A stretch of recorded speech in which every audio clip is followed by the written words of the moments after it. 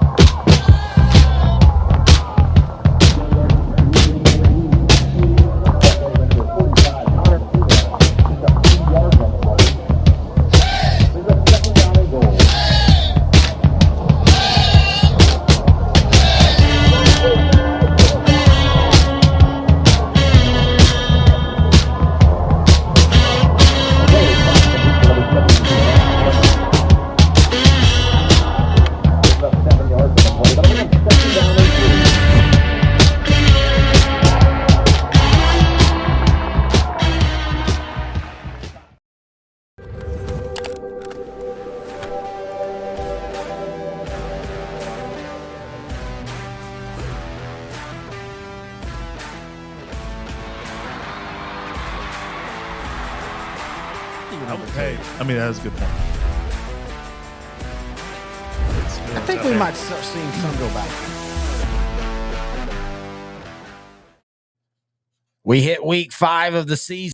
District play starts for some. We're here to talk about it all. Hello, everybody. Terry Bennett here on the SI Design and Printing 2A show. Week 5 of the 2023 season. Joining me, as always, is my co-host, Grant Goodwin. And I will say this, 16 years we've been doing this, and you have toughed it out this year. You've been on the IRR more than most players, man. How you feeling? I'm feeling okay now. Yeah, I've been battling with some kind of maybe sinus infection or something for the last 3 weeks. And then yesterday I come down with a double eye infection. I'm like, God, what else? Shoot me. That sounds so made up. A double eye infection. That's like is.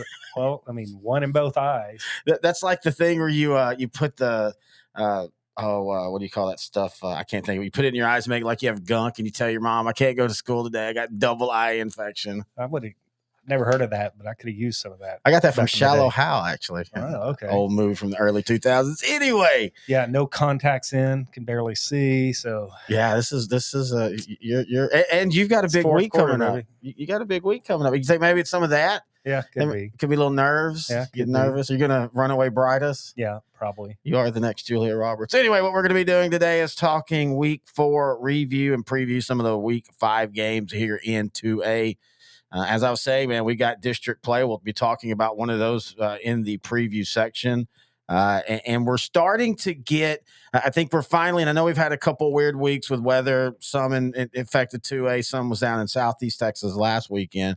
But we're finally starting to kind of get the stories of the teams. You're starting to know what a team's going to do this year. Yeah, you kind of know the identity of a team after first 4 or 5 weeks, I think. You know, you can kind of tell who the pretenders are and who's for real. So, yeah, I think moving forward, it's about to get a lot more fun in 2A. Well, you talk about that, and not that either one of these are pretenders, but I'll start with Cooper beating Collinsville 42-35. I mean, this was a classic game. You talked about this is one of those games where you've got completely different styles, and both of them do it well. When you see two teams that do their styles well and they're contrasting, it is such a fun game. Especially when both offensive styles were successful in the game. Yes. You know, sometimes you see kind of like Brock Gunner, right? One style did not work Friday night, and the other style just dominated. Yes. Well, here you had Cooper winning 42-35 over Collinsville, but I'd say 35 points. That Collinsville scheme worked, right? Oh yeah. Yeah.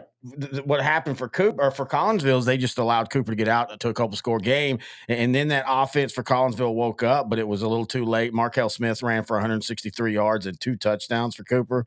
But yeah, Collinsville is going to be perfectly fine. They're in a district where Munster's really, really young. Santos has started off slow. I legitimately think it's them, and then Celeste and Munster are kind of right below them. But this is something that they're going to have to need to figure out for the playoffs, because that's the thing that's going to hold Collinsville back when they get into that 4th and 5th round, where that's where they should be too. A region final, semifinal, they've got to shore up that run defense. Yeah, well, I'll tell you this, the Cooper Bulldogs are, I think, right where they want to be offensively. They racked up 452 yards on the ground. And if you ask me, that's probably what Cooper wants to do going, just moving forward, especially when it gets cold outside, start getting the playoffs. Being able to run the football effectively like that is just invaluable. Now, you have to worry about them not worry, but you got to question that defense. Again, Collinsville's offense is really, really good. But again, we go back to, this is what you're going to see in the playoffs. And that's what I love about this matchup right before district play for these teams. As you could tell, this was definitely a measuring stick game. Mm-hmm. And you and I have talked about it, where Cooper is in this region, in this division. They just don't really – they don't get challenged a lot. And I feel like they've done a really, really good job this year. Well, they don't catch much of a break in the playoffs, though. No, after the second round, you're right, 100%. Grinding their axe now will help later down the road. Logan Jenkins for Collinsville, he threw for 377 yards, a touchdown and interception. It's one of those things where you look at the yardage, but the touchdowns, until late, Cooper had done a good job. They did get 2 turnovers. So Cooper, we'll be talking about them here in a little bit as well in the preview section. Albany beat Holly 27-14. Chip Chambers threw for 3 touchdowns.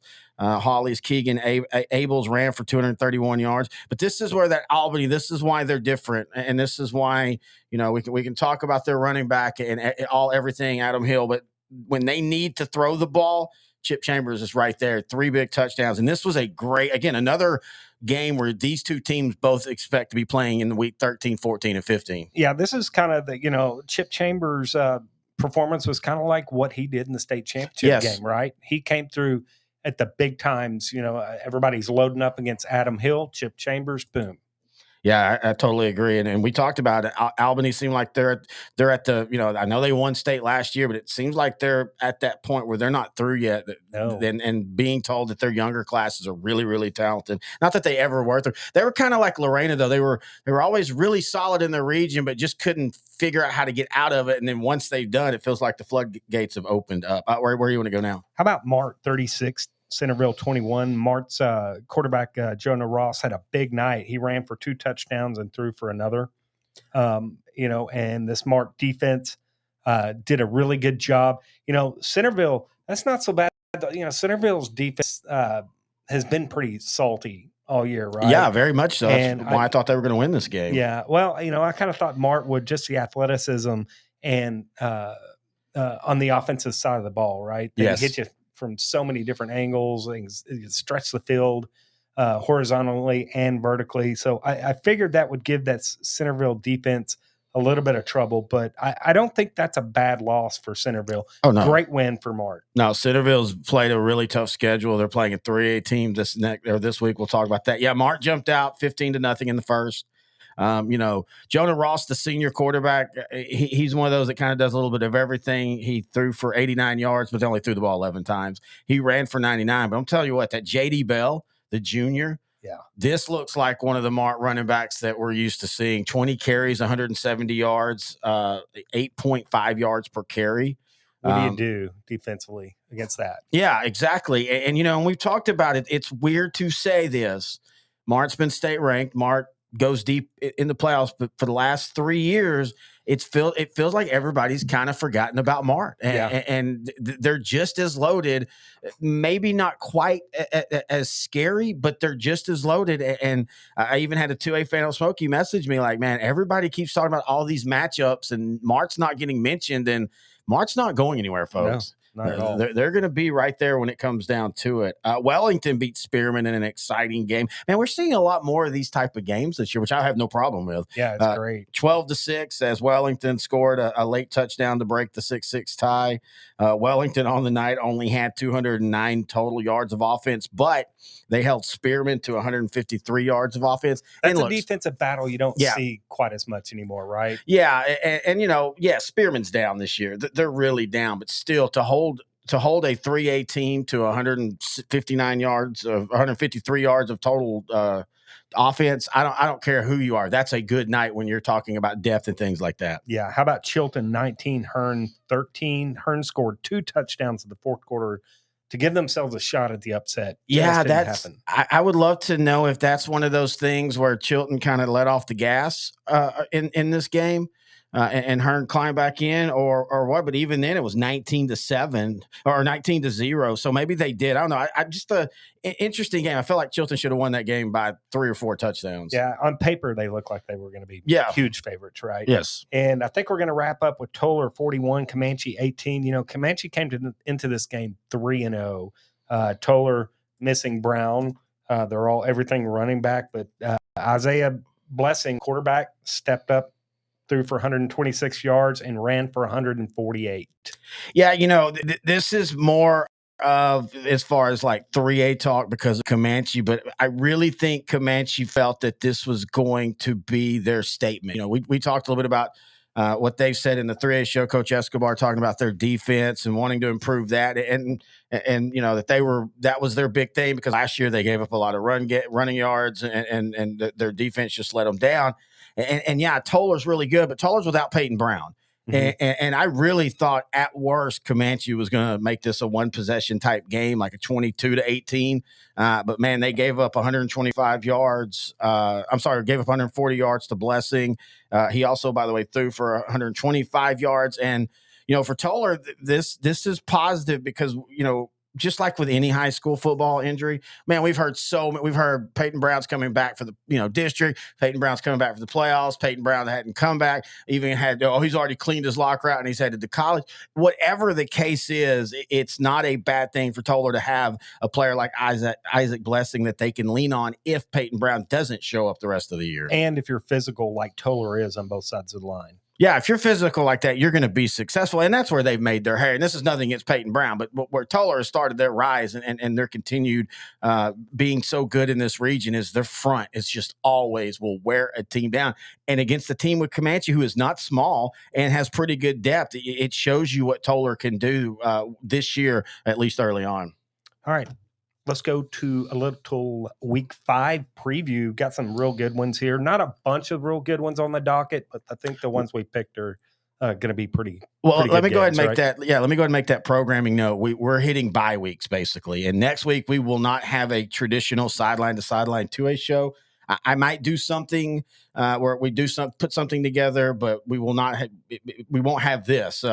It might be coaches, or it might just be nothing. It just depends. But we're basically taking a bye week next week because there's just no games across the state that are like, let's get into it. And even talking to coaches, they were like, yeah, we're at the boring weeks, as one coach said. And that's kind of where we are with week 5 and 6 until district play gets fully integrated and going. All right, where do you want to start? All right, let's go up top. 3-1 Centerville versus 3-1 Jefferson. We had just talked about Centerville and that defense and how they took it on the chin a little bit to Mart last week. They're going to be hard pressed to stop Jefferson. Cameron Williams, one of the best running backs in Class 3A, and they're playing down against this Centerville defense. And then, Jefferson's also got Thomas Taylor at quarterback, who has about 600 yards passing already through the first few weeks of the season. And then, Chris Lohr averages about 66 yards receiving a game. So offensively, Jefferson is really tough. Now, I do think Centerville's running game with Hawley and Andrew Newman can get some things going on the ground, but really it's going to come down to this Centerville defense, I think. Yeah, I totally agree. Cameron Williams has 700 yards on the year, 9 touchdowns.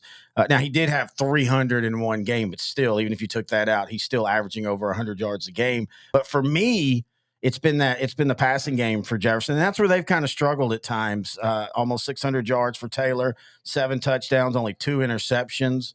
I like this game for Centerville as far as a great test. I remember last year, in the middle of doing this show and we're looking up 3A stuff, we just kept going, man, Centerville just plays everybody all over their, they're going up the state, down the state. And last year, remember, this was a classic game. Centerville scored late in the fourth quarter to get the 30-28 win.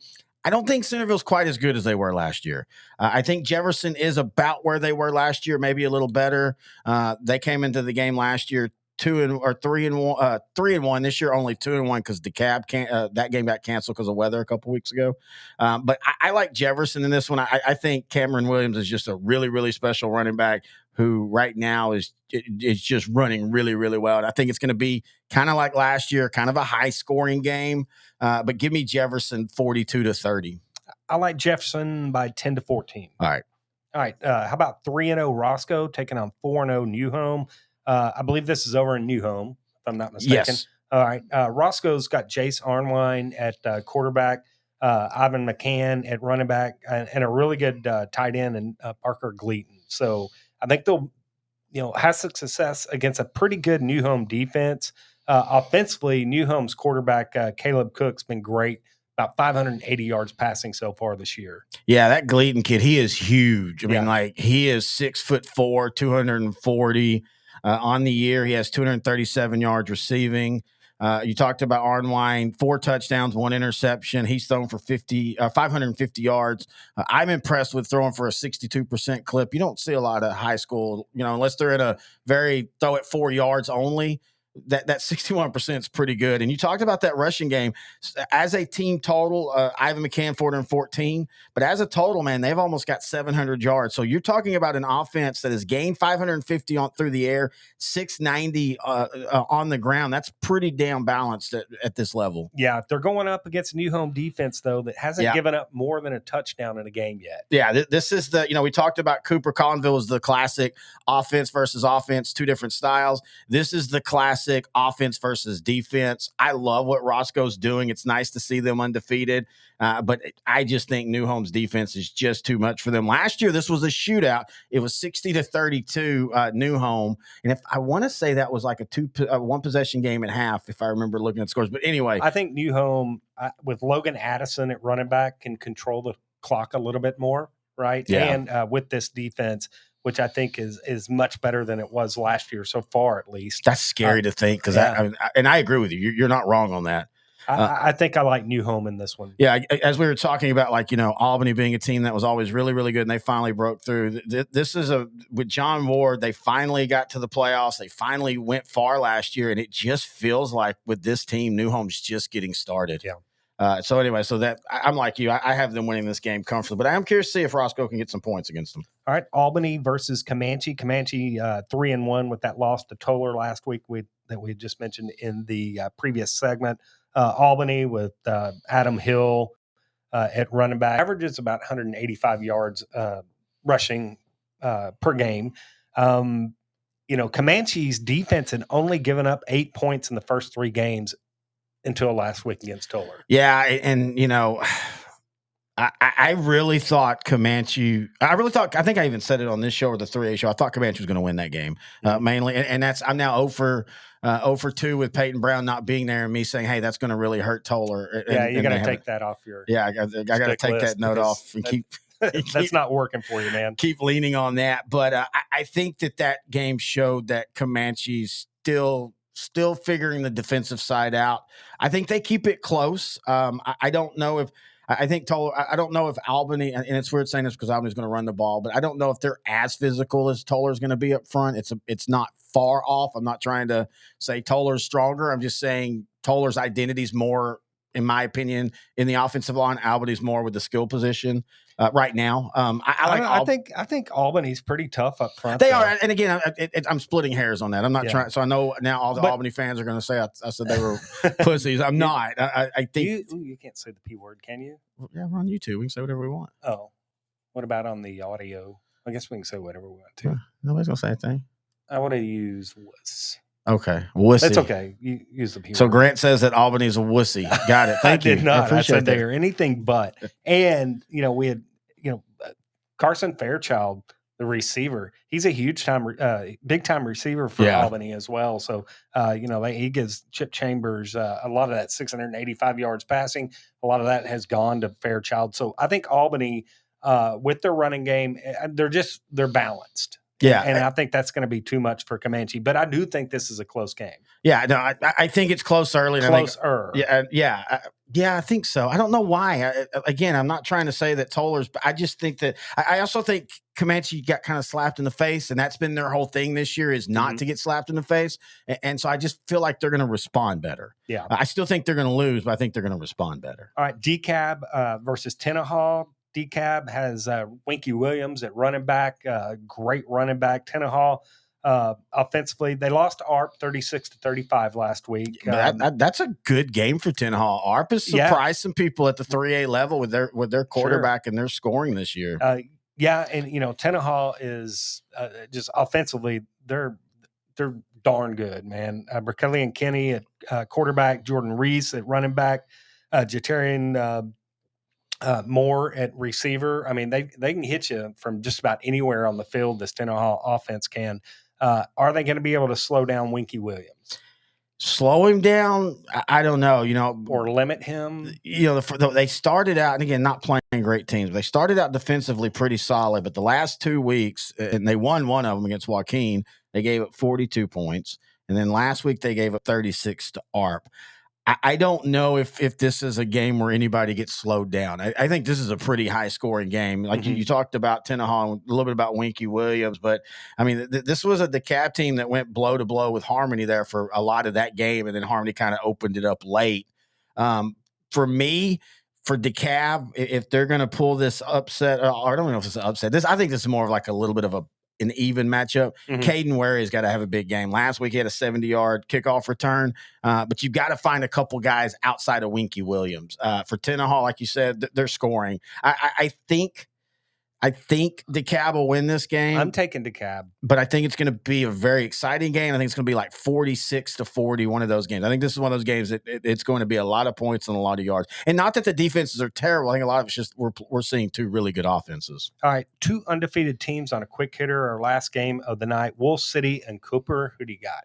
A little bit more than a quick hitter just because I want to talk 9-2A Division I because that's where the district. I wrote the run sheet, and I said quick hitter, and here you go. Well, and here's why. Because in this district, 9-2A Division I, we've covered this extensively for years with KETR, and we still do a KETR show you can hear each Friday at 88.9 if you're around here, or online at ketr.org. Our segment usually goes on around 6 p.m., maybe 6:05, but we've seen this district or the remnants of this district because these teams have all kind of been locked in together for a while, and it's usually bad. Let's be honest. It's been pretty bad. And we've even talked about Cooper being in this district has hurt them. This year, I don't know, man. You've got Wolf City 4-0. You got Cooper 4-0. You got Alba Golden 4-0. And all jokes aside, Alba Golden's not what the joke they used to be. They're a really solid program now. Then you've also got Honeygrove 3-0. Now, Honeygrove has had the weird thing where they had a game canceled because of the lights a couple weeks ago, but they've yet to give up points on the year. We're talking 3 games now, and they've given up 0 points, and including playing Sims Bowie last week, who has a pretty darn good quarterback. Sims Bowie came into that game averaging like 30 points a game. So you've got Cooper and Wolf City in this matchup. Cooper's 3-1. Their one loss was to Harmony. Wolf City, as you said, is unbeaten. I think Cooper wins, and I think they might even win comfortably. I know Cooper wins. But what I want to see is how close the game is. That's, I think, going to tell us where 9-2A might be, because I think Wolf City's probably the third best team in this district right now. I don't think they hang within 3 touchdowns, though. That's what I'm curious to see. I don't either, but I'm just curious to see if they do, if they come into this game and they pull the upset off, or if it's a 35-28 type game, then if they keep it close, maybe this is the District of Doom in 2A. I mean, seriously, look, Cooper, Honey Grove? No, you're not wrong. It's just we've been, folks, you don't understand. We've had tears talking this district over the last 16 years, sometimes or 12 years for KETR when Cooper, even when Cooper had their one down year a few years ago and they were 3-7 and like the winning team was 5-0. I think it was Will City. They were 5-0 in district, but 5-5 on the season. And that was literally everybody. So you're not wrong. But I think this is a good measuring stick game, especially with Honeygrove being off and then Alba Golden's playing Quinlan Bowles. There's really no other prove it game. I think this is a prove it game for Wolf City. And it's going to be curious to see what they can do. But I'm like you. I don't think it's going to be close. I think it's going to be 3 or 4 touchdowns. Yeah, same here. All right. That is going to do it for this week. Again, we want to say next week, just be looking on our social media, Facebook, Sideline to Sideline, on Twitter, @Grant and Terry. We'll announce what we're going to be doing, but we will not be having a traditional show. We're taking our bye week. And I might just take a bye week with it, or I might just have a couple coaches on. But that's going to do it. We appreciate everybody for joining us here on the SI Design and Printing 2A edition of Sideline to Sideline.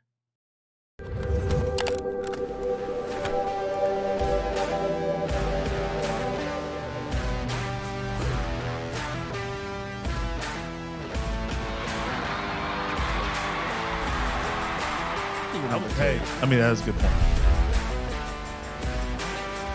I think we might start seeing some go back.